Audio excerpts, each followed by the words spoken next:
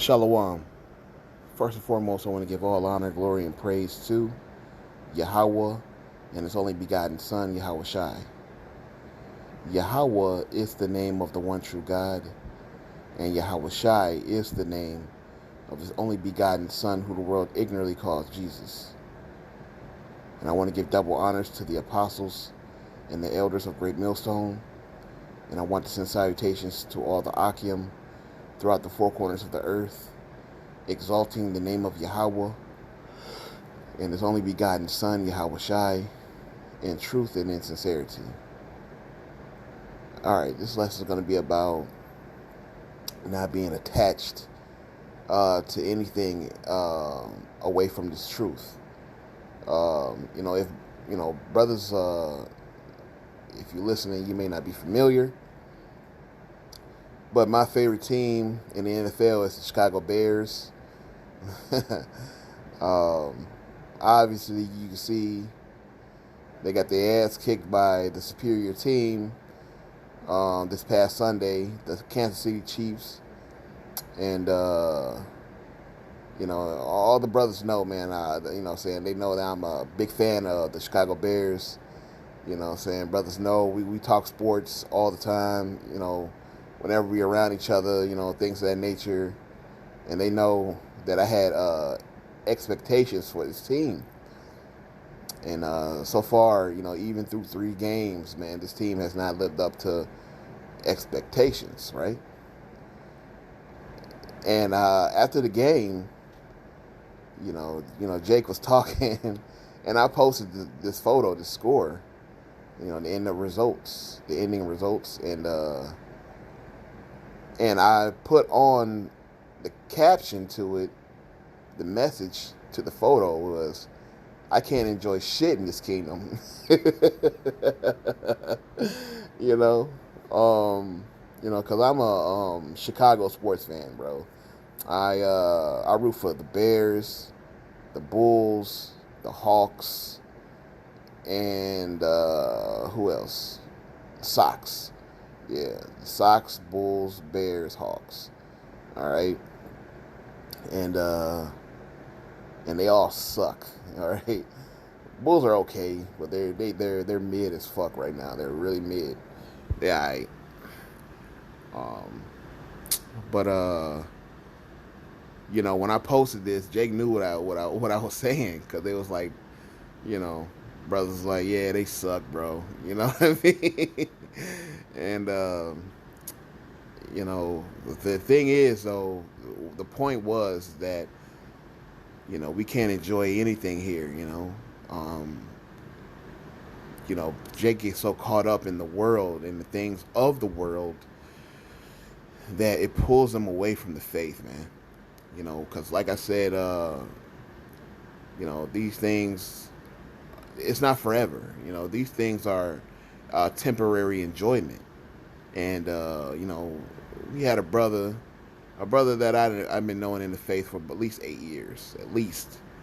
I can't think of the exact number of our friendship and brotherhood, but he's in the world, right now, and he wanted to go back and smoke weed and smoke cigars and things of that nature, man, and be a party animal. He wanted to be like I don't know what you would say, but he wanted to be a city slicker. He wanted to be a guy in the city, saying downtown, saying midtown. He wanted to be the get around guy. Go from this spot to this spot. He want a club here, club there, and he's back in the world, man. He couldn't give it up. He couldn't stay away. And it was like, when you look at him, it's like, this man used to give some of the most horrifying descriptions of Jacob's trouble, and now he's probably he is, if he don't repent, participate in some of the most spookiest things that he ever even said, man. It was like, when he fell away, I was like, damn, bro, like, you? Because he used to describe some of the most craziest scenarios that could happen to somebody during Jacob's trouble, man. And now this man is showing no fear of the Lord, by living the life that he lives now. And it's crazy. But, he let the things that he enjoyed of the world take him away. You know what I mean? And the things that he said he would never go back to have taken him away. And the point is, man, we can't get attached to anything here to where we feel like we're missing out on something. You know what I mean? We just can't. We just can't, bro. You know what I mean? Like, because I know before I came into the truth, I was a huge sports fan. Still am. It's just that I'm just not as engulfed in it like I used to. I used to know the guys that potentially could come to the team. I knew the the prospects, the bullpen, the whole everything, in baseball and football and everything. I really don't deal in that stuff like that no more. Hell, I got to remember precepts. You know what I mean? I ain't got time for that shit, man. You know what I mean? I got lessons to do. I got stuff I got to do, man, within the camp. I ain't got time for that shit, man. But the thing is, man, just don't get caught up in this life, this worldly experience, man. We're trying to escape that. We're trying to leave this worldly mindset. We're trying to cleanse our brain. We're trying to be brainwashed with this faith. You know what I mean? When you're too attached to something here, you know what I mean, it's gonna show in your actions. You know what I mean? It's gonna show. You know what I'm saying? Oh man, I gotta find that scripture. Where your heart is. Yeah.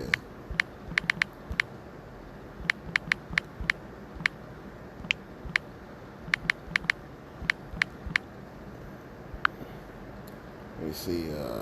Yep. Matthew 6:21. It says, "For where your treasure is, there will your heart be also." So wherever your treasure is, wherever you consider your treasure, that's where your heart's gonna be. So if you like me, right, sports, right? Let's say if you're crazy in sports, that's where your heart's gonna be. You're gonna give up your heart, which is your mind, because heart in Hebrew, it means lab. All right, and that's where your mind is. So where your treasure is, where your heart is. So where you want to put your focus is where your mind is going to be. It's where you consider your treasure. All right. Damn, that's the spirit. Because I was just going to look for that. I was wondering if it was in the same chapter. Let's go to verse 20. Matthew 6:20. It says, "But lay up for yourselves treasures in heaven, where neither moth nor rust doeth corrupt, and where thieves not break through nor steal." So the treasures you want to store up for yourself are the spiritual rubies, spiritual gold, things of that nature. Because the scriptures say wisdom and knowledge shall be the stability of our times. So that's really the treasure that you want, wisdom and knowledge, because it's going to keep us stable. Just like treasure can keep you stable in this kingdom. Real treasure like gold, silver, actual like fiat dollars and things of that nature. It can get you what you want, keep you a stable lifestyle. All right, but that's how it is spiritually. You want to have that same type of spiritual connection. All right, to keep you stable. That's where your true treasure should be, not in the things of this world. This is Luke 17:32. It says, "Remember Lot's wife. Whosoever shall seek to save his life shall lose it, and whosoever shall lose his life shall preserve it." So what does it mean to lose your life? Meaning losing the life that you used to live. The old you. You want to put off who you used to be and put on who you're supposed to be. All right? Like that song, Young Jeezy came out with years ago. He said, "I put on for my city. I put on for my city." Meaning you do what you have to do for what you believe in. Say you represent it. 'Cause we are the image of the Lord. All right? So we got to represent the Lord, man. All right, we're his servants. So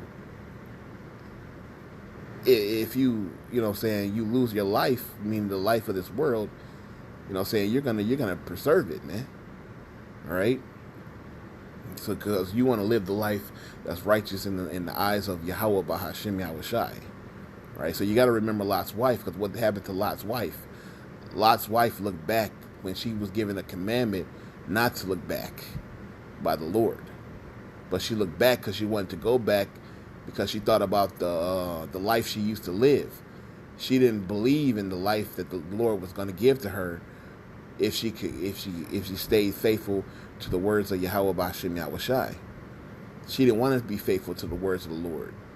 All right. She wanted to be faithful to her own ambition and her own lifestyle and her own type of mindset. She felt like life would have been better if she just turned around. So she turned around, and what? She turned into a pillar of salt. That was her punishment. All right? That was her punishment for turning around, because she didn't truly believe. This is Romans 12 and 1. I'll do 1.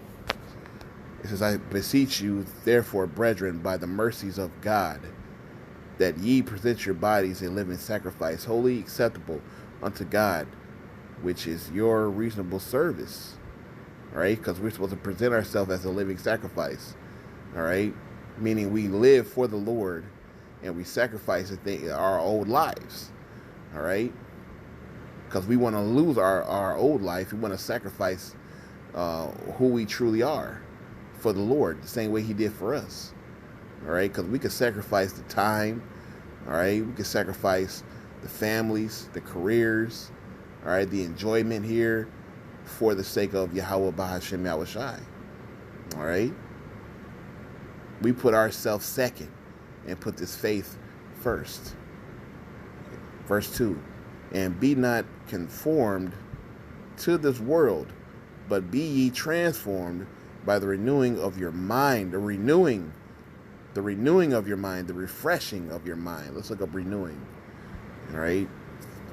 To renew.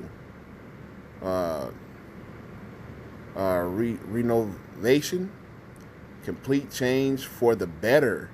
All right? It's changing for the better, man. All right? That's what it means to be renewed, man. All right? Changing for the better. All right? It says by the renewing of your mind, that ye may prove what is good, that you may prove what is that good and acceptable and perfect will of God. All right? That's what you want to do. All right? Have a renewing of the mind. You know what I'm saying? To cleanse your way, to cleanse your mind. All right? To do the things that you ought to do. All right? And that you're supposed to do. All right? Not being caught up in the world. Because, hey, like I said, when you're in a camp, man, you're going to see it, man. Somebody's going to fall away. And that's the sad truth. Somebody's going to fall away. Whether it be a guy that comes in recently or a guy that's been there. But you got to know that somebody's going to fall away. We done seen it in New York. Some of the main faces, man. They not even there no more.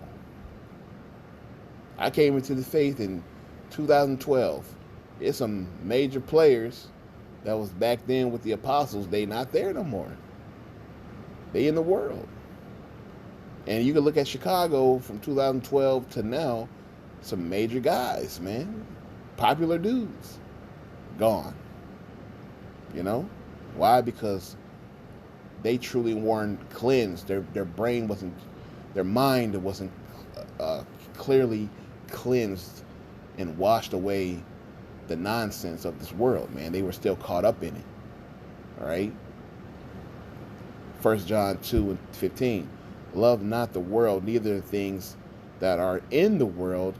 If any man love the world, the love of the Father is not in him. So if you love this world, the love of the Father is not in you. For all that is in the world, the lust of the flesh, the lust of the eyes, and the pride of life, is not of the Father, but it is of the world. So you're not walking with Yahweh, why Yahweh Shai, if you're of the world. All right, because the Lord is against the world. He said, if any man have friendship with the world, it is enmity with God. Enmity meaning an enemy. It's against God to be a part of this world. You know what I'm saying? You want to use it, not abuse it. Okay?